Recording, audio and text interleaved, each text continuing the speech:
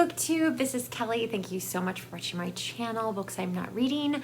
I am here to do, and it's very important that we get the title right, the Victorian Literature Journey Tag. There is also a Victorian Literature Tag out there, so I just want to make sure we get the journey part in there. This is, if it sounds familiar, it's an adaptation of the Shakespeare Journey Tag, which I created with my husband Jason from Old Blues Chapter and Verse and Nicole at A Day of Small Things. We were the host of Shakember this year, and Tilly at Tilly's Shelf and Roz from Scally Down to Lane About the Books thought it would be great to adapt that into something for Victober, which, if you're new to Booktube, October is the month where we celebrate Victorian literature in this little corner of Booktube. And I realized I have an extremely complicated relationship with Victorian literature, and I don't know if that's quite going to come through in the answers to these questions, but I will do my best. So and I will link to Roz and Tilly's original video down below, as well as the questions. So what was your first experience reading Victorian literature, and how was it? Now, of course, Roz mentioned, I don't know why, I can never remember that she's Victorian, but Beatrix Potter. And yes, this was definitely my first exposure to Victorian literature. I just didn't know it was Victorian literature. These were not the books that I had growing up as a child. I guess, yes, technically, that was my first experience. The really big experience that I remember was in college, my freshman year.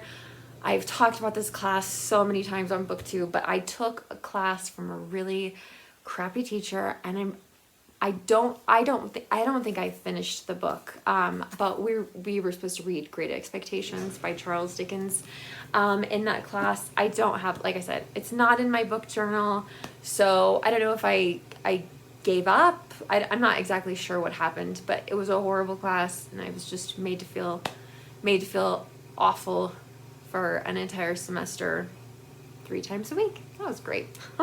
So I actually thought, because I love A Christmas Carol, and I was familiar with A Christmas Carol by the time this class rolled around, because we watched the George C. Scott film adaptation of A Christmas Carol by Dickens every single year. This is a very, very special tradition in my family for Christmas.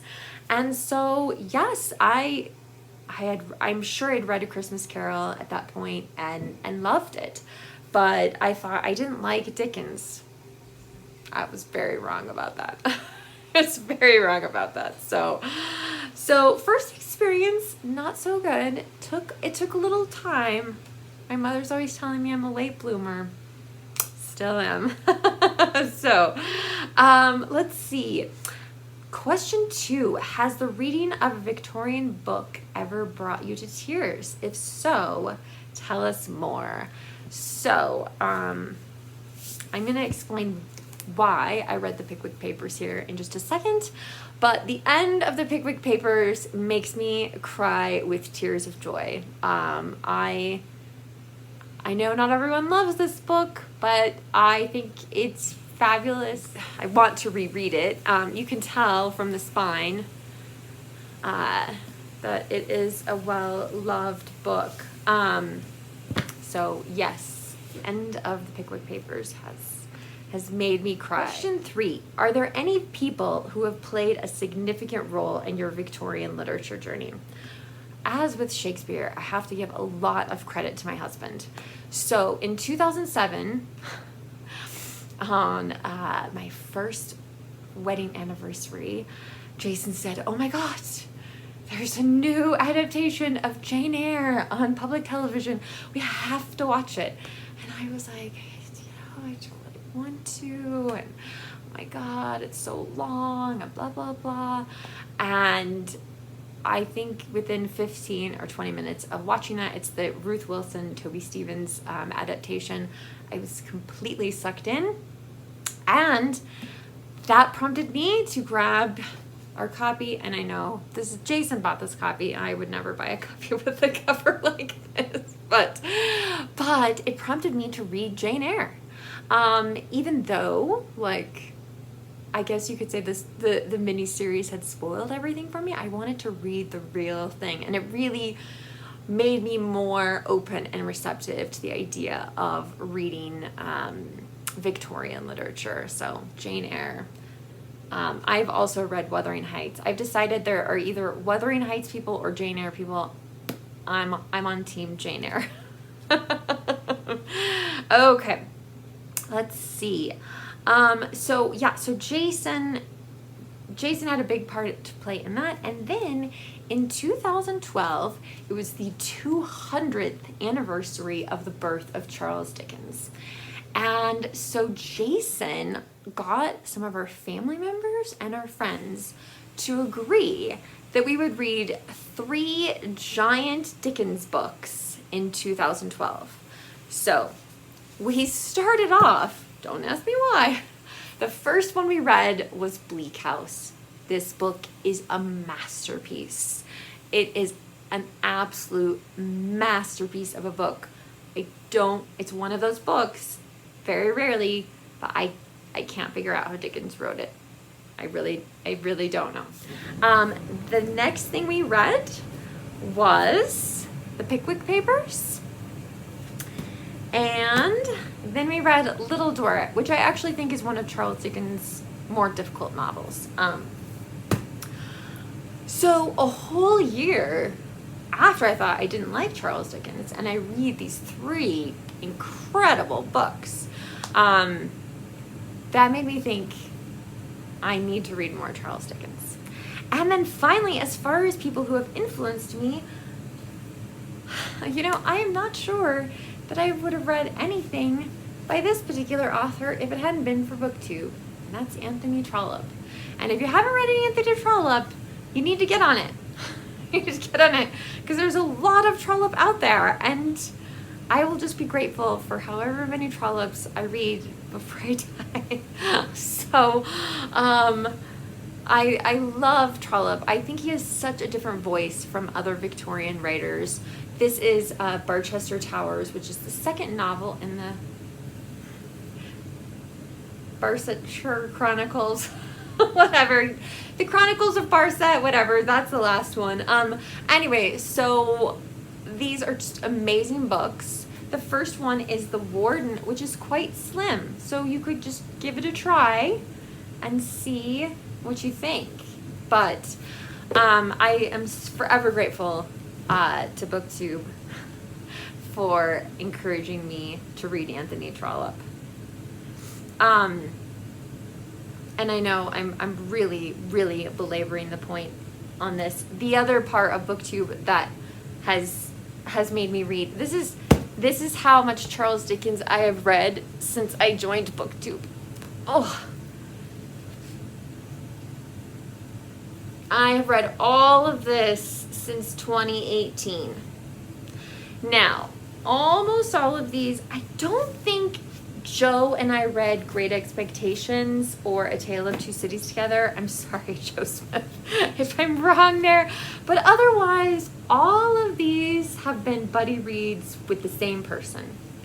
So this is actually the first year that we haven't read any Dickens together, which I am sad about. Just had other plans. Victor Hugo got in the way. So that has been amazing. Such an amazing experience. Okay, I'm finally going to move on here. Question 4. Do you have a favorite film or TV adaptation of a Victorian book? What about one you'd like to see made? Well, of course, I would love to see... I already love the adaptation of North and South. This is by Elizabeth Gaskell. I fully admit that this book is not perfect, but it is also glorious too. So yes, and the film adaptation or the miniseries adaptation with Richard Armitage.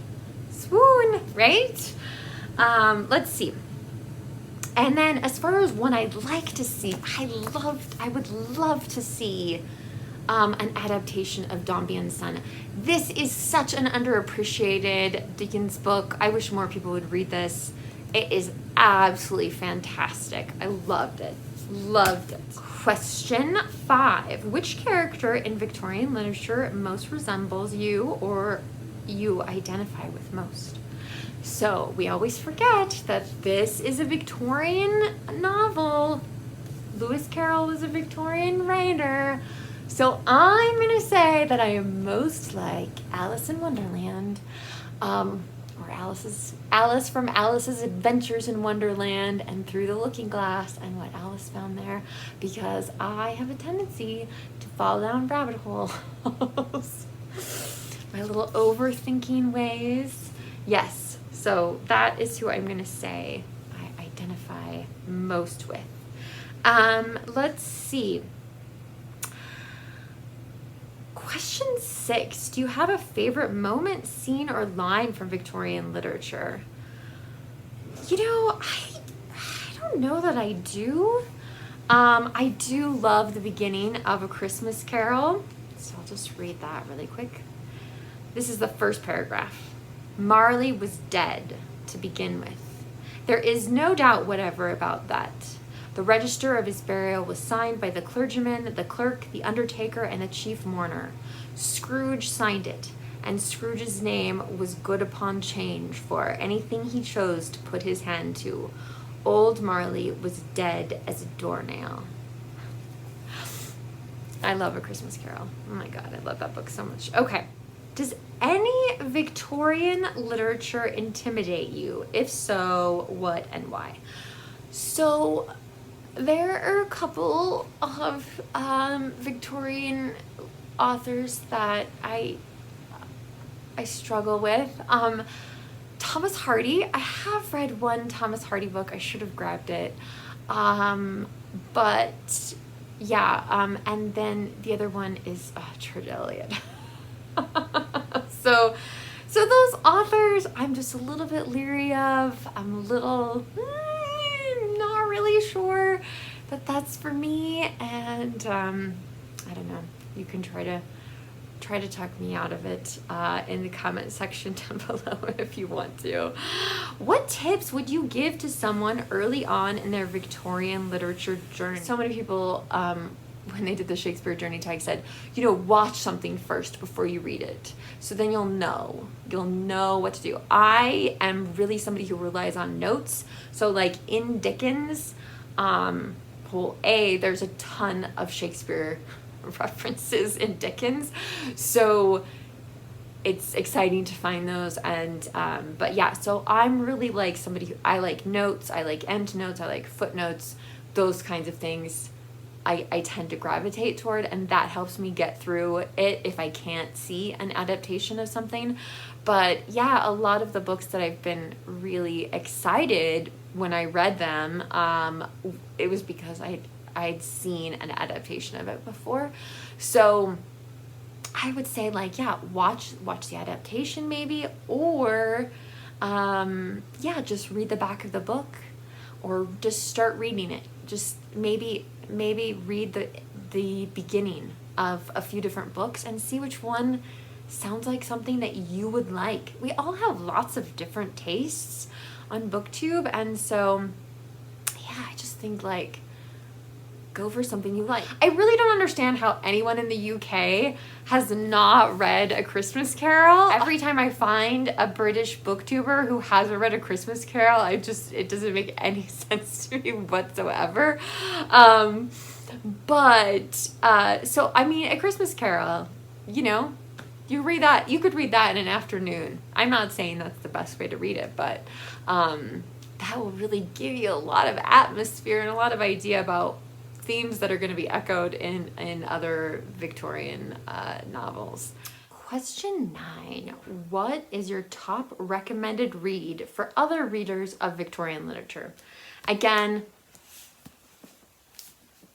more people need to read Dombey and Son. I'm hoping that Katie's read along has her Mega Dickens read along has helped with that. Katie from Books and Things. But this, it is such a wonderful book. I mean, Joe and I read this together for March of the Mammoths because it's more than 800 pages long, and we were done, I think, in 3 weeks because we just could not put it down. It was just so, we were just so excited to see what happened, and it was really, really delightful. So if you haven't read Dombey and Son and you do love Victorian literature, that would be my pick. All right, so tag people. Okay, I don't know who's done this tag yet. So I'm just gonna go out on a leap here. I would like to see Lisa in Bookland, My Irish Princess, Jennifer Brooks, and she may have already done it as well, and then Art at Bookshelf Odyssey. So thank you guys so much for watching. I would love to hear from you down in the comment section about your favorite Victorian novels. What is your top read? What are your tips for reading Victorian literature? Please share with me down below in the comment section. If you don't feel comfortable leaving a comment, I get it. You can leave an emoji. Find something Victorian on your phone if you can. You can leave, or you can give this video a thumbs up just as a way of saying hello. So I love hearing from you. And finally, I would just like to say I did post a video of my cat Blue on my Ko-fi page. It is under posts. And it's linked down below. You do not have to leave a tip to watch any of my bonus footage on my Ko-fi page. So please check that out if you want like a peaceful ASMR kind of cute cat video. All right, Booktube, remember to be kind to yourself, be kind to others, and I will talk to you soon. Bye.